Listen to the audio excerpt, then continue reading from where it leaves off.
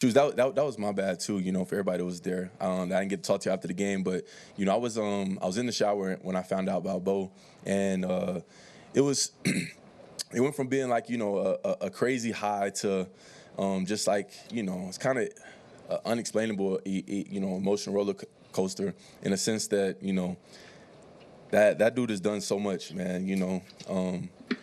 If there's anybody that's deserving of this opportunity in this space, it's him. The for us to even have a chance to win that game, he made some huge plays throughout the whole game, but in fourth quarter and overtime, he did a great job of getting us an opportunity to go win that game. And you hear news like that, and then it just kind of it's a gut check. And so I went and sat with him, man, and I just sat with him and just was with him, because he was for a guy to get the news that he just got, he was taking it well, but I knew that he was hurting, and so it was an emotional roller coaster in terms of that, and it took, I would say, a good amount of that night to kind of transition the energy towards, all right, but I know Jared very, very well. Been able to spend a lot of time with him in terms of OTAs, training camps, preseason, getting some reps with him throughout the week, whatever it may be. And so, I have no doubt in my mind that Jared's gonna be ready to go play. If there's a guy that prepares as well as Bo, is him. He goes in, he knows the entire playbook, he knows everything that needs to be done for us to go out there and have success. And it was a quick. It was one of those things you have to. It's a quick transition. You're sad, and then you have to realize that we still got a job to go do. And that the guys that are going to be out there are qualified to go out there and do what they need to do. And Jared's qualified. He's had success in the NFL and going out and playing games, and he's a very, very talented guy in terms of football IQ and just football ability. And so man, we're just looking forward to going out there and having a great week of preparation. We had a great day of practice today. Gonna go in here and watch the film and continue to excel at the little details of things that we can be better at, so that we can be at our best for him and for each other.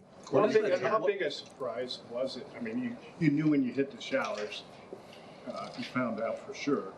Did you know on the field that he was hurting at all? No, that's the crazy thing. I was telling when people came in and told me, I was like, that's not true, because after the game, I go up to him on the sideline and I'm celebrating with him, and I embrace him, and we go do our thing, and we get into the locker room. I get to see him again. I embrace him again. Everything's good. I'm like, everything's cool. And then I get to the shower, and everybody's like, yeah, that happened. And I was like, I saw him multiple times, and there was not one thing. He didn't say one thing to me.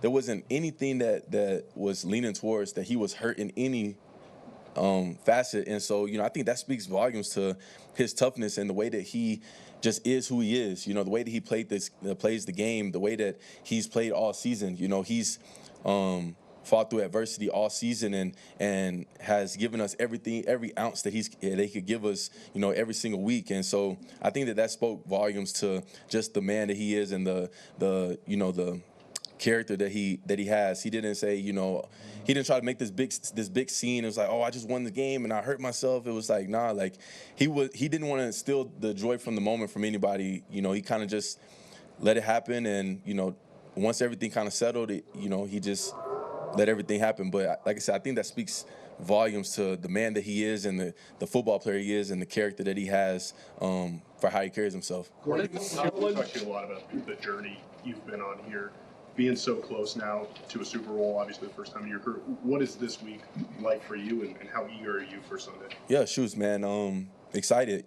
Coach reminded us of we're one of 4 teams that are still practicing right now. Everybody else is at home, enjoying their off season. And when you look at it from that perspective, it's such a blessing to be one of 4. It's something that this team has earned, and I don't think that anybody takes it for granted at all.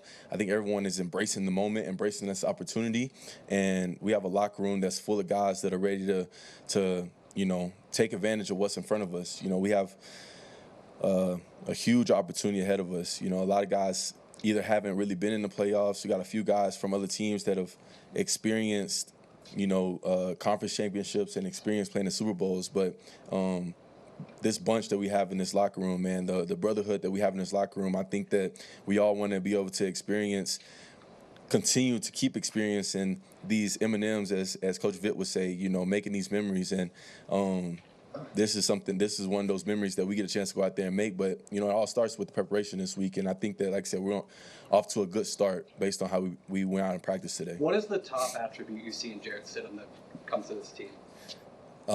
He's a leader. He may not have the starting job attached to his name going throughout the season, and he may not have a C on his chest, but the guy's had success in his career, from high school to college to now. He's had success, and he's been a highly sought after guy.